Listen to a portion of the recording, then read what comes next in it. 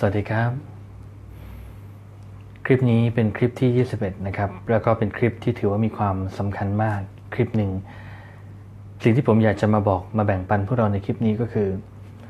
ผ่านมาเนี่ยเกือบ2 เดือนแล้วนะครับสำหรับ Tree of Life ถือว่าพวกเรามาปฏิบัติธรรมกันการมาอยู่กับความรักการสำนึกรู้คุณการมาอยู่กับความสงบมาอยู่กับความดีงามนี่2 เดือนแล้วถ้าเอาตรงๆกันตรงๆก็คือเราปฏิบัติธรรมนั่นแหละทีนี้พอเราปฏิบัติธรรมมา2 เดือนเนี่ยจิตวิญญาณของเราถูกชำระชะล้างมาดีในระดับหนึ่งพอจิตวิญญาณถูกชำระชะล้างมาดีในระดับหนึ่ง Cellular Memory หรือว่าเซลล์ที่ฝังข้อมูลนะครับทุกเซลล์เนี่ยมีความทรงจำของมันแล้วมันฝังข้อมูลร้ายๆเนี่ยมันถูกล้างออกในระดับหนึ่งพอมันถูกล้างออกในระดับหนึ่งเนี่ยร่างกายมันถูกชำระไปด้วยจิตวิญญาณถูกชำระร่างกายก็ถูกชำระไปด้วยพอร่างกายถูกชำระไปด้วยเนี่ยผมกำลังจะบอกว่า body effect ต่างๆหรือว่าสัญญาณทางกายต่างๆที่เกิดขึ้นกับกายให้พวกเรารู้ว่ามันสามารถเชื่อได้มันสามารถเชื่อได้ครับอะไรคือสัญญาณทางกายหรือ body effect ที่สะท้อนไม่ว่าคุณจะคิ้วกระตุกนะครับขนลุกนะครับหรือรู้สึกสบายใจโล่งขึ้นมานะครับหรือรู้สึกอุ่นขึ้นมาที่ตัวรู้สึกหนาวเย็นนะครับหรือรู้สึกคันนะครับหรือรู้สึกจามอะไรก็ตามที่เกิดขึ้นสำหรับคนที่ปฏิบัติธรรมมาในระยะหนึ่งนั่นคือนิมิตหรือเครื่องหมายเตือนนะครับนิมิตหรือเครื่องหมายเตือนมันเหมือน GPS ที่บอกอะไรบางสิ่งบางอย่างหรือนำทางเราบางสิ่งบางอย่างได้ให้เราเก็บสถิติว่าคิ้วกระตุกข้างซ้ายคิ้วกระตุกข้างขวาแล้ววันนั้นมันเกิดสิ่งดีหรือสิ่งร้ายขึ้นกับเราให้เราเก็บสถิติว่าถ้าวันไหนเราจามถ้าวันไหนเรารู้สึกคันตามตัววันนั้นมันเกิดสิ่งดีหรือสิ่งร้ายขึ้นกับเรานะครับให้เราเก็บสถิติว่าถ้าคนลุกเนี่ยขึ้นเนี่ยวันนั้นมันเกิดสิ่งดีหรือสิ่งร้ายขึ้นกับเราให้เราเริ่มเก็บสถิติความฝันของเราฝันจะเริ่มทำนายฝันจะเริ่มบอกเหตุนะครับแต่ให้เราเก็บสถิติคืออย่าเพิ่งเชื่ออะไรในทันทีทันใดถ้ารีบหัวขมำลงไปเชื่อในทันทีทันใดเนี่ยมันจะไม่ใช่คนที่เป็นนักวิทยาศาสตร์แล้วก็ไม่ใช่คนที่เป็นคนปฏิบัติธรรมเนาะแต่ว่าก่อนที่เราจะเชื่อเนี่ยให้เราเก็บสถิติก่อนนะครับถ้า10 ครั้งมันถูกสัก9 ครั้งเนี่ยก็น่าเชื่อนะ 90% หรือ8 ครั้ง 80% เนี่ยก็อยากให้พวกเราใช้เป็นเครื่องมือหนึ่งนะครับแทนหมอดูเลยเป็นเครื่องมือหนึ่งที่นำทางชีวิตของพวกเรานะครับผมมีสิ่งที่ฝรั่งในต่างประเทศมักจะสอนกันในการที่เขาจะทำนายว่าธุรกิจหรือว่าสิ่งที่เขากำลังทำอยู่เนี่ยในอนาคตมันจะประสบความสำเร็จไหมหรือว่าวิชาเรียนนะครับสาขาที่ไปเรียนนะครับหรือว่าอาชีพที่เขากำลังเลือกที่จะไปทำในอนาคตเนี่ยจะประสบความสำเร็จไหมเขาจะมีวิธีการในการทำแบบนี้ครับให้พวกเราถูมือนะครับแล้วก็หงายฝ่ามือขึ้นรับพลังงานนะครับจำการรับพลังงานได้นะครับในคลิปของการรับพลังงานจากธรรมชาติจากนั้นนำมือมาประกบที่ตรงตำแหน่งของหัวใจซึ่งอยู่หน้าอกนะครับข้างซ้ายนะครับประกบเป็นพระพุทธรูปปางลำพึงอย่างนี้นะครับแล้วก็หลับตาลงสมมติว่าคุณกำลังจะเปลี่ยนงานสมมติว่าคุณกำลังจะเปลี่ยนอาชีพนะครับแล้วคุณอยากจะถามว่าจะลาออกจากงานสิ่งที่จะไปเนี่ยอาชีพใหม่ที่จะไปทำเนี่ยมันเวิร์กหรือไม่นะครับให้คุณประกบไปที่หัวใจของตัวเองแล้วหลับตาจากนั้นเคลียร์พลังงานลบร้ายในร่างกายทั้งหมดนะครับสมมติว่าตลอดทั้งวันนั้นคุณยังไม่ได้สวดมนต์ไหว้พระไม่ได้ปฏิบัติธรรมไม่ได้ทำการขอบคุณ100,000 ครั้งขอบคุณ10,000 ครั้งนะครับไม่ได้ทำอะไรมาเลยคุณอยู่ในโหมดความเครียด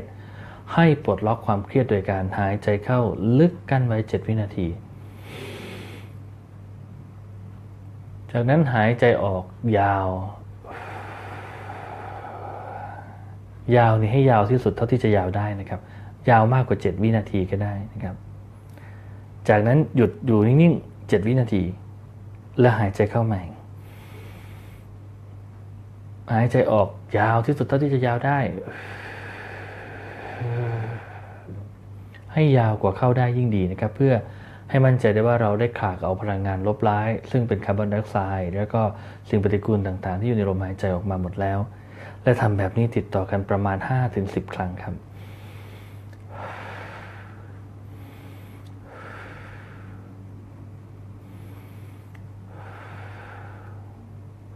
สมมุติว่ามันได้ที่แล้วถ้ามันได้ที่แล้วให้สังเกตลมหายใจคุณจะรู้สึกเบาบางปราณีตขึ้นมันจะไม่หยาบให้หายใจเป็นปกติพร้อมรอยยิ้มมีรอยยิ้มหวานที่มุมปากเล็กๆนะครับจากนั้นดึงฝ่ามือออกมารับพลังงานในธรรมชาติจนรู้สึกว่ามือของเราหนักมีอากาศที่หมุนวนอุ่นอยู่ที่มือของเรามันหนักนะครับจากนั้นแปะเข้าไปที่หัวใจแล้วถามจิตพุทธะถามผู้รู้ภายในของเรานะครับถามอย่างตรงๆซื่อๆถ้าใครเป็นคริสเตียนนะครับหรือว่ามีสิ่งศักดิ์สิทธิ์ที่ตัวเองเคารพนับถือให้ถามพระผู้เป็นเจ้าให้ถามครูบาอาจารย์นั้นว่าสิ่งที่ลูกจะไปทำอาชีพที่ลูกกำลังจะเลือกงานที่ลูกจะลาออกไปทำงานใหม่นี้นะครับมันจะนำมาซึ่งความสุขสันติความเจริญในชีวิตของลูกหรือไม่ถ้าเทียบกับสิ่งเดิมลูกควรที่จะไปหรือไม่ถามตรงๆแบบนี้นะครับเสร็จแล้วให้ดูสัญญาณทางกายถ้าสัญญาณทางกายของคุณออกมาเป็นความโล่งอบอุ่นสบายอาชีพนั้นงานนั้นคุณออกไปทำได้เลยครับแต่ถ้าสัญญาณทางกายของคุณออกมาเป็นอึดอัดทึบแน่นนะครับเดี๋ยวแอร์ที่กำลังเปิดอยู่เสียเดี๋ยวมีเสียงโทรศัพท์เข้ามาเดี๋ยวนั่นเดี๋ยวนี่นะครับมีเสียงเคาะประตูห้องหรืออะไรโป้งโป้งเป้งอะไรทำให้คุณรู้สึกหงุดหงิดและเสียสภาวะให้รู้เลยว่างานที่คุณกำลังจะไปทำนั้นไม่เวิร์กแล้วนะครับสิ่งที่คุณกำลังจะไปทำนั้นไม่เวิร์กวิธีนี้สามารถใช้ได้กับทุกอย่างนะครับแม้กระทั่งการเลือกคู่ครองด้วยนะครับคนที่เราจะไปแต่งงานด้วยคนที่เราจะไปอยู่ด้วยเนี่ยเรารู้สึกอบอุ่นภายในมากเพียงใดเรารู้สึกสบายข้างในจิตใจของเรามากเพียงใดถ้าเรารู้สึกสบายหรือว่าอบอุ่นภายในก็ขอให้อาจจะเชื่อได้นะครับ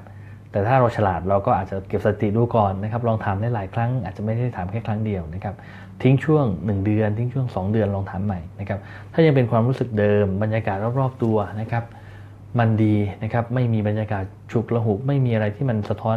ถึงความวุ่นวายเกิดขึ้นสิ่งนั้นเป็นเครื่องหมายนำทางชีวิตของคุณครับในวิธีนี้นะครับสามารถใช้แทนหมอดูได้เลยนะครับและแม่นกว่าหมอดูด้วยจำไว้นะครับสำหรับผู้ปฏิบัติธรรมมาในระดับหนึ่ง body effect สัญญาณทางกายที่เกิดขึ้นกับกายไม่ว่าจะเป็นขนลุกนะครับตัวร้อนตัวเย็นจามนะครับฝันนะครับคิ้วกระตุกหนังตากระตุกนะครับหรือแม้กระทั่งการสัมผัสที่หัวใจของตัวเองถ้าเกิดภาวะใดขึ้นภาวะนั้นคล้ายจะบอกว่าเป็นนิมิตหรือเครื่องหมายบางอันเป็น GPS ที่เราสามารถถามได้เลยว่ามันจะนำเราไปสู่ความทุกข์หรือนำไปสู่ความสุขนะครับอยากให้พวกเราลองดูแล้วก็ลองจับนิมิตลองเช็คความแม่นยำของมันดูนะครับมีโชคดีไม่มีโชคดีก็ถามได้นะครับวันนี้จะโชคดีหรือเปล่านะครับจับหัวใจถามถ้ามันบอกออกมาเป็นภาษาร้ายเป็นความอึดอัดเป็นความฉุกละหุกเป็นจามเป็นโอ้ยร้อนปวดฉี่ปวดเยี่ยวอันนั้นไม่มีโชคหรอกครับ ไม่มีหรอกแต่ก็ไม่รู้นะครับแต่ละคนจะมีนิมิตเครื่องหมายที่ต่างกันบางคนถ้าปวดฉี่เข้าห้องน้ำหมายถึงโชคก็มีบางคนปวดอึเข้าห้องน้ำทีไรโชคก็มีนะครับแล้วแต่ละคนนะครับแต่ว่าตรงไปตรงมาของผมเลยก็คือถ้าสัญญาณเป็นในทางสว่างเป็นในทางบวกสิ่งที่เกิดขึ้นกับร่างกายเราต้องบวกแต่ถ้าสัญญาณมันจะบอกเราเป็นในทางลบนะครับคือสิ่งที่จะเกิดขึ้นเนี่ยมันจะเป็นลบสิ่งที่จะเกิดขึ้นกับเราจะเป็นลบเช่นจามบ้างปวดฉี่ปวดเยี่ยวเหงื่อแตกอะไรพวกนี้นะครับจะเป็นอย่างนั้นนะครับดังนั้นให้พวกเราจับสัญญาณนิมิตเครื่องเราผ่าน body effect นะครับสัญญาณทางกายแล้วต้องบอกว่าเชื่อได้นะครับคลิปนี้อยากจะบอกว่าถ้าเรารู้สึกอบอุ่นใจสุขใจมีความรู้สึกเบามีความรู้สึกโล่งภายในวงเล็บหลังจากเราปฏิบัติธรรมมาได้ในระดับหนึ่งแล้วนะครับปิดวงเล็บนะเราสามารถเชื่อได้เลยว่านี่คือ GPS ที่จะนำทางเราไปสู่ความสุขธุรกิจที่เราจะไปทำงานที่เราจะไปทำสิ่งที่เรากำลังที่จะไปทำนั้น มีความเป็นไปได้สูงที่จะมีความประสบความสำเร็จและนำมาซึ่งความสุขตามสัญญาณทางกายที่มันบอกครับสำหรับคลิปนี้สวัสดีครับ